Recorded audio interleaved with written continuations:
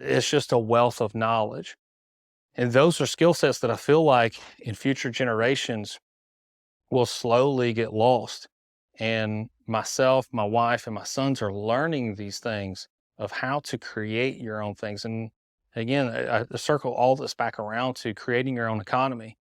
So instead of going to the store and complaining, I'm not going to lie to you, it's not easy, but there's benefit to that too.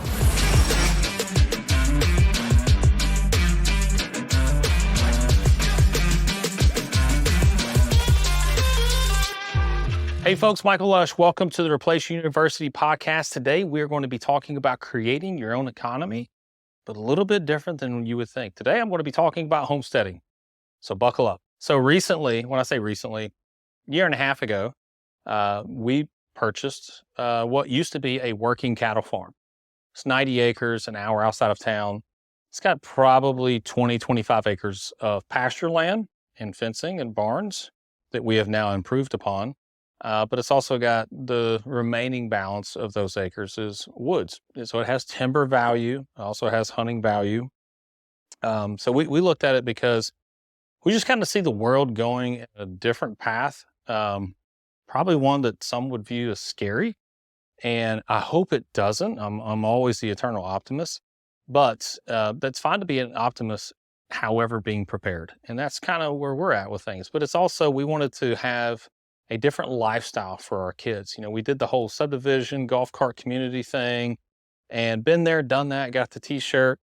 And my wife and I both kind of grew up Southern living, farm life, and very slow paced. And we want our kids to have the same luxuries that we had growing up as well. And so we purchased this farm. Now I will pivot and call it a farm of what it used to be and what is now a homestead, because there's a distinction between a farm and a homestead. So a farm is something that produces income. And it's not to say that a homestead cannot, but as a finance person, I can tell you there are hurdles of having a farm, a working farm. So for instance, this is 90 acres. There's one house on it. We're building a second house on it. If it is a working farm and I file that on my taxes, Schedule F, and have all the expenses of the farm, so now I've claimed all the deductions, there are going to be fewer and fewer banks and lenders willing to lend on that because it's a working farm. There's also some insurance hurdles to it as well. Believe it or not, I have insurance through State Farm, and we had pipes burst on the old farmhouse that's there and made a claim. And as I'm talking to the claims adjuster, like, you mentioned that this was a farm. Was this something you produce income on? I was like, no. Is it something you intend to produce income on? Not really. Okay, but why do you call it a farm? Why are you asking me all these questions? I'm like, well, because we wouldn't actually insure it if it's a working farm. Ironically, the name of their company is State Farm. So there comes different hurdles when having a working farm, an income producing farm that is really not worth the tax deductions to me. I would rather have an asset that I could leverage, deploy that capital to make, 20, 30, 40, 50% returns on. It's going to produce far more for me than the deductions. So I was talking to Evan earlier today that I'm not going to step over dollars to pick up quarters. And then sometimes people do that when looking at their tax liabilities, that they will step over the dollar that this asset could be producing for them so that they could pick up quarters because of a tax deduction. I'm not going to dump 100 grand into something just because I can get a $20,000 tax deduction. It makes no sense to me mathematically. So anyways, I'm kind of getting off topic. So that's the difference between a working farm and a homestead. What we are now producing is a homestead. It's self-sustainability. And I will tie all this back into creating your own microeconomy, right? Right now, inflation is still a worry for folks. Rising interest rates is a worry for folks. Egg prices are up, beef prices are up, dairy prices are up, gas prices are up. It's just not looking good as far as the economy. And it's my belief that we're going to head into a recession, depression, even potentially even a collapse.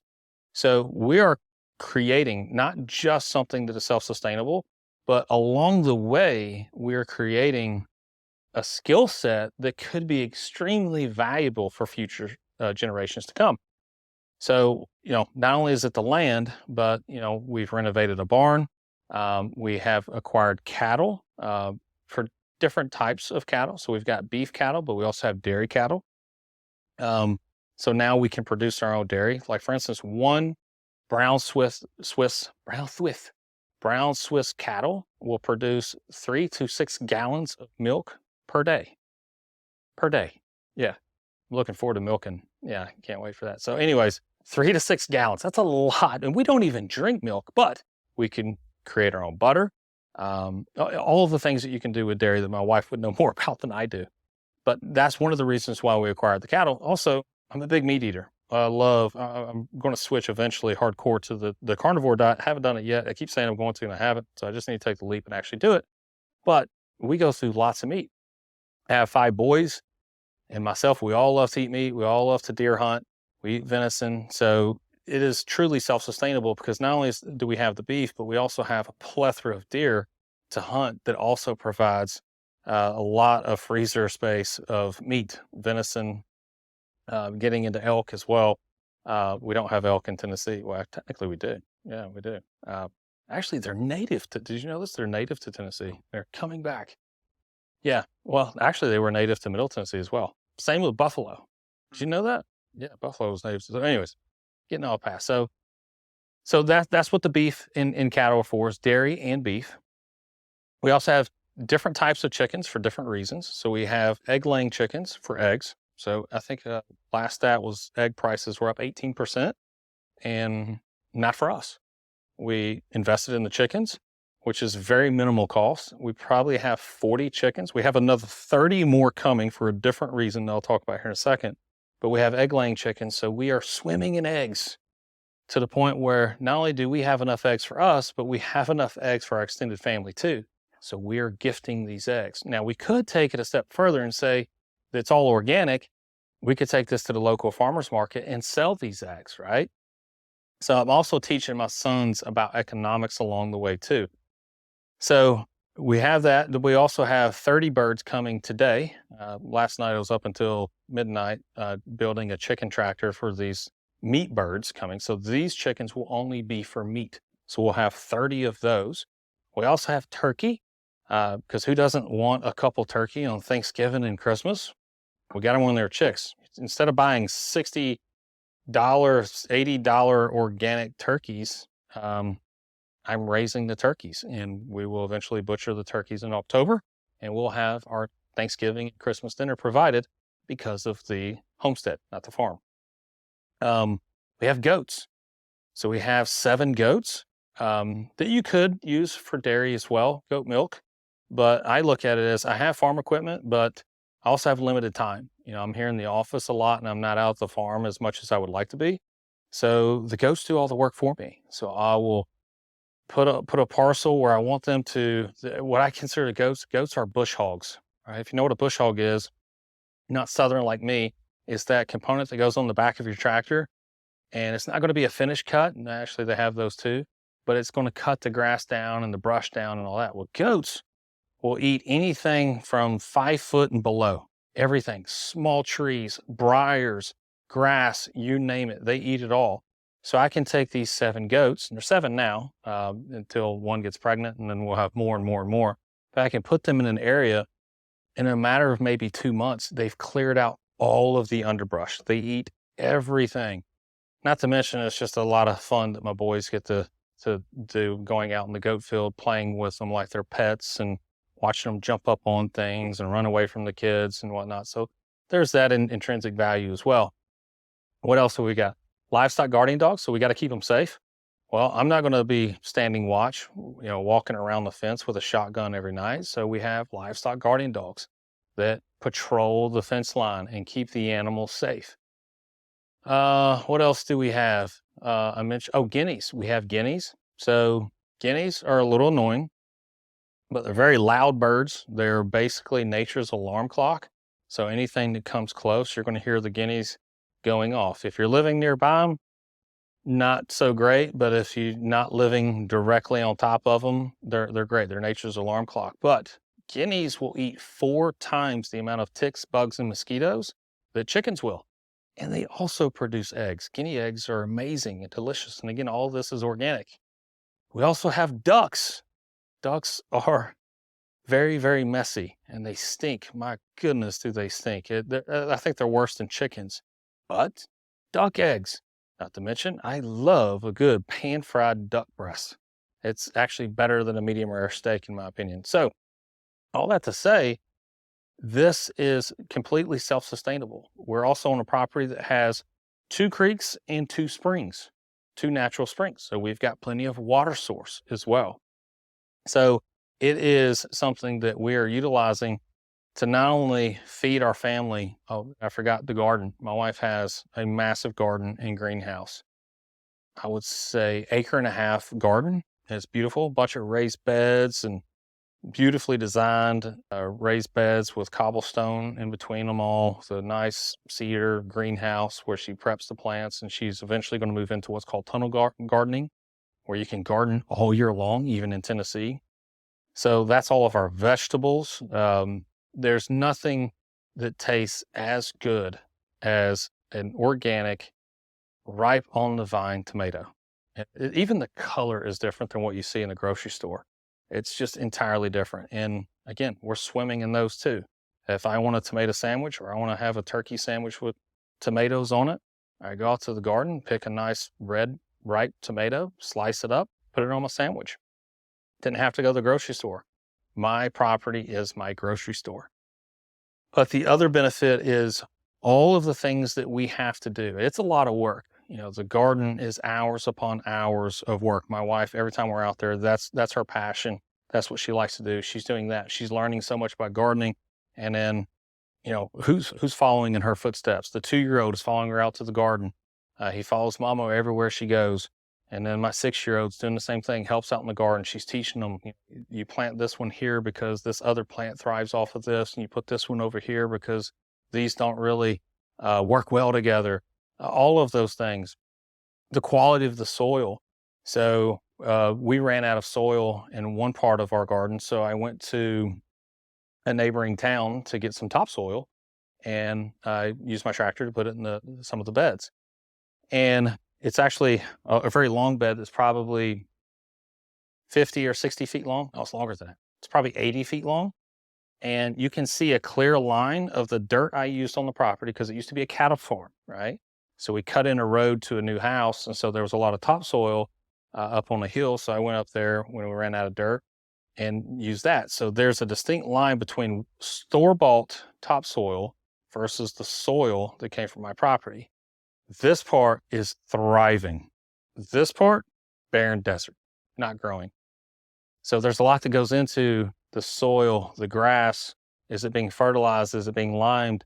What's on it? Again, it was a cattle farm. So, isn't it beautiful how God kind of created things to work together, and the soil that's right on our property is far more nutrient than anything you can buy in a store. So it's the skills that we're learning along the way that is somewhat getting lost in today's society. That, although I was somewhat raised that way, my father's father was a farmer. My grandfather on my mother's side, he was a farmer. And, as a young kid, I was always doing these things, but I didn't know why I was doing it. Now, at 44 years old, I'm learning why these things work the way that they do. And now I'm making connections with other cattle farmers to really understand, how to take care of cattle, nurture cattle, and also feed them organically, but also fatten them up so that there's good marbleized meat for really good steaks. It's just a wealth of knowledge. And those are skill sets that I feel like in future generations will slowly get lost. And myself, my wife, and my sons are learning these things of how to create your own things. And again, I circle all this back around to creating your own economy. So instead of going to the store and complaining that egg prices are up or the tomatoes are up, put in a little grunt work on the front end. I'm not going to lie to you. It's not easy, but there's benefit to that too. You're going to sweat. You may even lose weight. But you're going to get a lot more pride eating things that you have grown versus things that are store-bought. Plus, you're also going to know what you're putting in your mouth. Even if you were to go to Whole Foods, I can tell you that some of the things that you're consuming is not optimal and best for you. However, we know exactly what we're putting in our mouth and what it's been sprayed with or not sprayed with. when what we're growing. So it's the skill sets along the way that we're learning that will forever pay huge dividends for myself and my family. And again, it's mitigating costs. It's reducing the effects of inflation, the effects of interest rates on my family, because we're controlling what we can control. How can you do this at your level, right?